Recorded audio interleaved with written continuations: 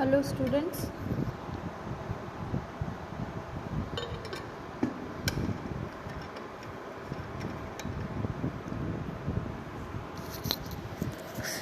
आज के हमारी online class teaching of English, इसमें जो आज का हमारा टॉपिक है वो है स्किल ऑफ रीडिंग। इससे पहले वाले जो पार्ट्स थे उसमें हमने प्रिंसिपल्स के बारे में पढ़ा था कि what are the principles of teaching of English. तो हमने उसमें करीबन 16-17 प्रिंसिपल्स थे, उनके बारे में बात करी थी। और आई होप कि एक एक प्रिंसिपल को मैंने बहुत अच्छे से समझाया है, एलिबरेट किया है, तो आपको समझ में आए होंगे। आज हम बात करेंगे स्किल ऑफ रीडिंग, यानी कि पढ़ने का कौशल। अब हम जानते हैं तो इससे पहले दो और कौशल जो भाषा सीखने के प्रमुख माने जाते हैं वो है लिसनिंग एंड स्पीकिंग। तो जो लिसनिंग का कौशल होता है, यानी कि जो स्किल ऑफ लिसनिंग होती है, वो जनरली दो ही तरह की होती है। एक तो फर्स्ट होता है what is the listening and another is what is hearing. तो जो हम फोकस्ड लिसनिंग कहते हैं वो तो लिसनिंग में आती है, और जो अनयूजुअली जो आवाज़ें हमारे कान में आती रहती हैं उसको हम हियरिंग में ले लेते हैं। तो इसमें इतना कोई ज़्यादा मैटर नहीं है, इसके बारे में क्लासेस में ले लूँगी। और लिसनिंग के बाद जो स्पीकिंग में आती है, तो स्पीकिंग की भी बहुत कम चीज़ें हैं, दोनों साथ में चलती हैं, लिसनिंग और स्पीकिंग। और स्पीकिंग में जनरली हम देखते हैं कि जो भी हम बोलें तो उसमें इंटोनेशन होना चाहिए, प्रोनाउंसिएशन सही होना चाहिए, बस इससे रिलेटेड चीज़ें आपको उसमें देखने को मिलेंगी। और थर्ड प्रिंसिपल होता है इसमें रीडिंग, बट ये बहुत ज़्यादा इम्पोर्टेंट है, इसलिए मैंने इस पार्ट को पहले लिया है ताकि आप पहले बहुत अच्छे से रीडिंग को समझ पाएँ, क्योंकि बहुत सारे जो क्वेश्चंस हैं वो रीडिंग और राइटिंग में से ही बनते हैं, और मैक्सिमम जो इतने हैं वो रीडिंग से ही बनते हैं।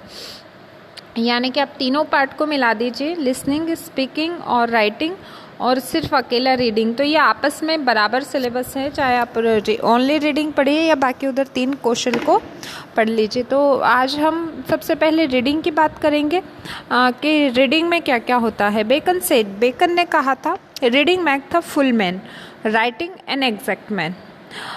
फ्रांसिस बेकन एक बहुत ही जाना माना नाम है, बहुत ही ज़्यादा। ये इनको हम जैसे इंग्लिश में लिटरेचर में हम जो शेक्सपियर हैं उनको फादर ऑफ इंग्लिश यानी कि इंग्लिश के पिता कहते हैं, तो Francis Bacon is the father of English essays. अगर हम ऐसे की बात करें तो ये पिता कहलाते हैं, निबंध के पिता कहलाते हैं फ्रांसिस बेकन।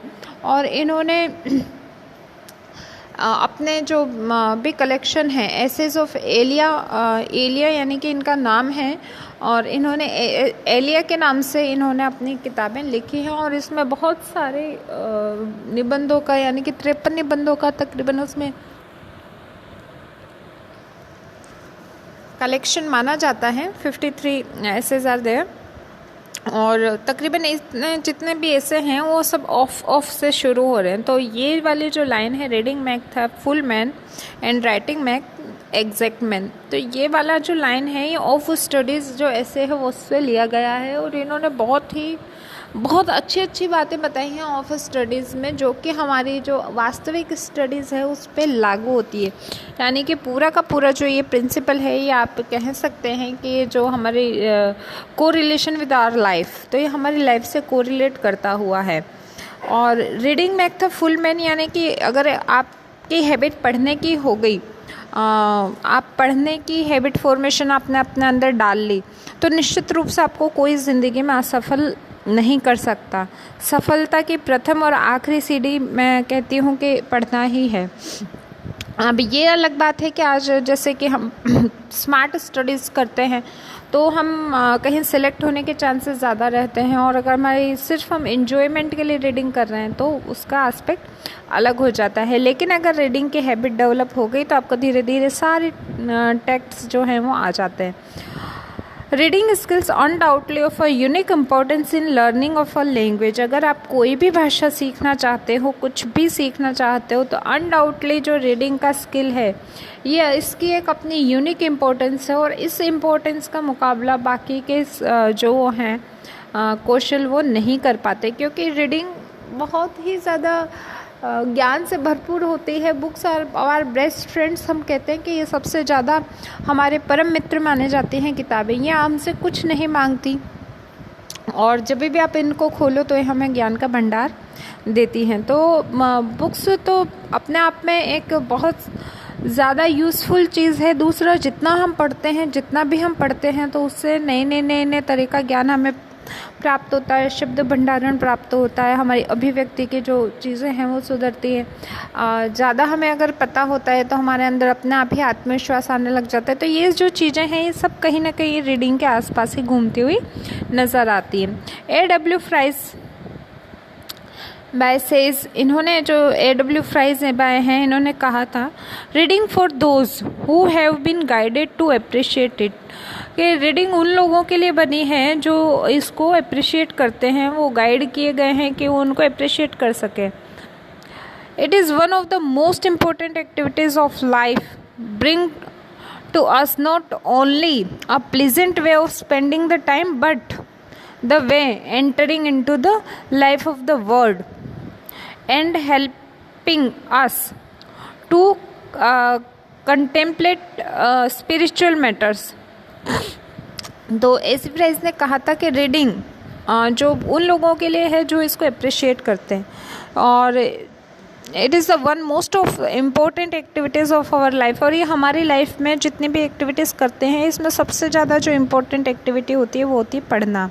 ब्रिंग टू अस, ये सिर्फ हमें not only pleasant way of spending the time, एक बहुत ही शांत और शानदार तरीका नहीं देती अपना टाइम स्पेंड करने के लिए, बट द वे, पर इसके अलावा भी of entering a life into the world, ये जो दुनिया है उसमें उसकी दुनिया में जो ज़िंदगी है उसमें घुसने के लिए, उसमें जाने के लिए हमें रास्ता भी प्रदान करती है। एंड हेल्पिंग अस, और ये हमारी मदद करती है कंटेम्पलेट स्पिरिचुअल मैटर्स, कि हम आध्यात्म से जुड़ सकें, क्योंकि जितना भी आध्यात्मिक भी चीज़ें हैं वो कहीं ना कहीं रिटर्न फॉर्म में हैं। हम पढ़ते हैं, भगवत गीता पढ़ते हैं, आरती गाते हैं, भजन गाते हैं, सभी हम कहीं ना कहीं रिटर्न फॉर्म में ही देखते हैं। Many of those who do to approach reading in this life have probably not received in their youth the right encouragement। अगर कोई ये कहता है कि मुझे पढ़ना पसंद नहीं है तो शायद उसको अपना जो यूथ था, उसकी जवानी थी, उसमें कोई सही तरह का इनकरेजमेंट ही नहीं मिला। यानी कि इन्होंने पूर्णतया एक बात कही है कि अगर आपको पढ़ने में रुचि नहीं है तो आप एक सही राह पे नहीं हो। अगर आप यूथ में आपको कोई ढंग का इनकरेजमेंट, कुछ अच्छी चीज़ नहीं मिली, इसलिए आपको पढ़ने में रुचि नहीं है। मैं ये नहीं कहना चाहती कि पढ़ने से रिलेटेड सिर्फ कोर्स की किताबें होती हैं, जी नहीं, पढ़ने से संबंधित होता है कुछ भी। आप जनरली एक टीचर को, किसी को ऑब्जर्व कीजिए, एक स्टूडेंट को ऑब्जर्व कीजिए, तो हम तो उस कैटेगरी में आते हैं कि हम कहीं पे भी पढ़ सकते हैं, और इवन हमारी हैबिट होती भी है। जनरली आप देखिएगा कि अगर आप कहीं सफ़र कर रहे हैं तो रास्ते में जितने भी आर्टिकल्स, कोई ऐड, कुछ भी पिक्चर्स लिखी हुई होती है तो हम उन सबको पढ़ते हैं, जबकि हमें पता है इसको पढ़ने का कोई सेंस नहीं है, फिर भी पढ़ते हैं। हम मांग कर न्यूज़पेपर पढ़ते हैं। और इसके अलावा आप देखिए कि हम मान लो कोई रैपर में कुछ चीज़ खा रहे हैं तो हम रैपर ही पढ़ने लग जाते हैं। तो ये क्या है, ये कहीं ना कहीं पढ़ने की आदत है, और तकरीबन ये सब जनों में होती है।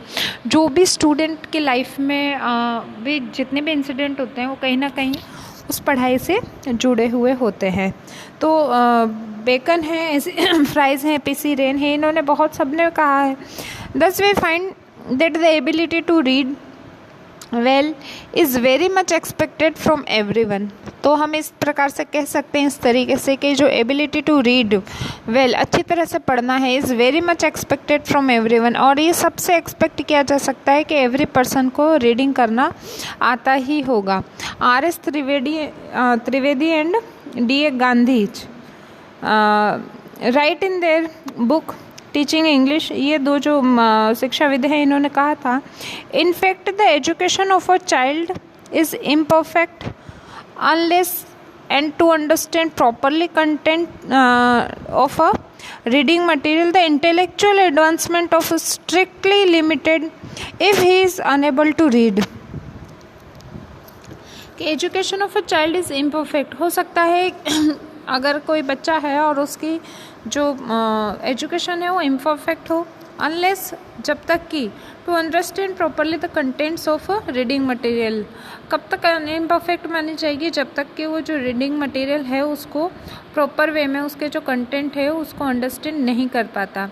द इंटेलेक्चुअल एडवांसमेंट, अगर आप बच्चों की बौद्धिक क्षमता या बौद्धिक विकास को देखें, उनकी बौद्धिक जो बढ़ावा है उसके क्षमताओं को उसको देखें, स्ट्रिक्टली लिमिटेड, ये बिल्कुल लिमिटेड हो जाएगा if he is unable to read, अगर वो पढ़ना नहीं जानता, यानी कि कितना भी इंटेलिजेंट बच्चा हो लेकिन अगर आपका उसको रीडिंग नहीं आती तो कहीं ना कहीं वो उस एडवांसमेंट को, उस अचीवमेंट को प्राप्त भी नहीं कर सकता। रीडिंग इन्वॉल्व्स, रीडिंग में क्या क्या शामिल होता है? साउंड्स एंड रिटन सिंबल्स, जो ध्वनि होते हैं और ध्वनि के प्रतीक चिन्ह होते हैं उनको शामिल किया जाता है रिटन सिंबल्स में। जैसे कि मैं हर बार आपको कहती हूँ, अभी तो आप बीएसटीसी में या बीएड में प्रवेश लेंगे तो हो सकता है आपको फोनेटिक्स के बारे में ध्यान ना हो, लेकिन जो सेकेंड ईयर के बच्चे हैं, बीएसटीसी सेकेंड ईयर या बीएड सेकेंड ईयर, उनको पता होता है कि इंग्लिश में जो है जो 26 लेटर्स होते हैं ये 44 काइंड्स ऑफ साउंड्स देते हैं और इन सबको लिखने का जो पैटर्न है वो भी अलग होता है। तो हम साउंड्स की पहचान कर सके रिटर्न में या सिंबल्स की पहचान कर सकते हैं। तो जनरली हिंदी में तो साउंड्स और सिंबल्स एक ही तरह के होते हैं, लेकिन इंग्लिश में ये अलग अलग पाए जाते हैं। Recognisation of sounds is needed for listening, अगर हम साउंड का रिकग्नाइजेशन देखें तो ज़रूरी है कि हम लिसनिंग के टाइम पे है हमें काम आता है, और या फिर स्पीकिंग ऑफ द लैंग्वेज, ये हमारे भाषा बोलने के काम आता है। Recognization of written symbols is important for reading purposes, और जो रिकग्नाइजेशन ऑफ रिटन सिंबल्स होते हैं यानी कि भाषा को देखकर पहचानने की क्षमताएं, जनरली आप देखिए कि हम सारे ही चीज़ों को पढ़ते नहीं हैं, बल्कि हमारी जो माइंड है उसमें उसकी इमेज सेट होती है। कैसे सेट होती है मैं आपको बताना चाहूँगी। जैसे कि कहीं पर लिखा हुआ है, आप वर्ड्स हैं इंडिविजुअल, तो उसमें यू और ए का जो है वो आप आगे और पीछे कर दो, ए यू कर दो, तो भी आप उसको इंडिविजुअल ही पढ़ोगे। क्यों पढ़ोगे? क्योंकि आपके माइंड में इमेज सेट है, आपने वर्ड देखकर उसकी पहचान करी है, उसको पढ़कर उसकी पहचान नहीं करी। तो ये अंतर होता है देखकर पहचानने में और पढ़ के पहचानने में। जैसे कि आप देखिए कि कहीं लिखा हुआ है चेयर, तो चेयर की स्पेलिंग है CHAIR, इसकी जगह CHIAR लिखा हुआ होगा तो भी आप उसको चेयर ही पढ़ेंगे, क्योंकि आपके माइंड ने चेयर की इमेज और चेयर का कैसे लिखा जाता है इसकी इमेज अपने माइंड में सेट कर रखी है। तो आप उसे पढ़कर नहीं पहचान रहे, बल्कि पहचान कर पढ़ने की कोशिश भी नहीं कर रहे, पहचान रहे हो, उसे पढ़ नहीं रहे। इसलिए हम बता देते हैं कि स्पेलिंग गलत है। क्यों गलत है? क्योंकि उसमें ए और आई आगे पीछे हो गए या यू और ए आगे पीछे हो गए। तो जनरली जो रिटन सिंबल्स होते हैं उसमें हमें आदत पड़ जाती है कि उनको सिंबल को देखकर उसकी स्पेलिंग को पहचान लेते हैं, और ये रीडिंग पर्पस के लिए काफ़ी इम्पोर्टेंट है। Let us first of all, चलिए हम सबसे पहले बात करते हैं स्टडी इसके बारे में कि व्हाट इज़ रीडिंग, कि रीडिंग होती क्या है। तो ये जो मीनिंग ऑफ रीडिंग है ये हमारा नेक्स्ट टॉपिक रहेगा इसके बाद वाली क्लास में। सबसे पहले अब हम पढ़ेंगे कि मीनिंग ऑफ रीडिंग यानी कि पढ़ना क्या होता है। आज हमने इंट्रोडक्शन पढ़ा था।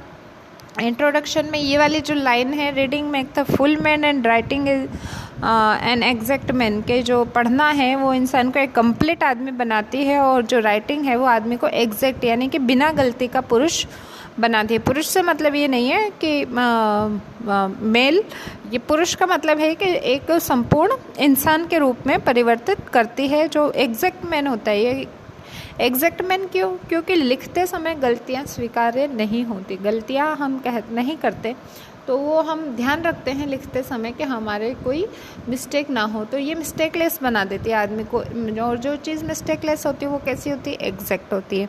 और reading make the full man, तो आप पढ़िए ना, देखिए, पढ़ना इंसान को संपूर्ण बनाता है। संपूर्ण से मतलब है कि उसमें और अभी अन्य कोई भी प्रकार के दोष उसमें नहीं पाए जाते।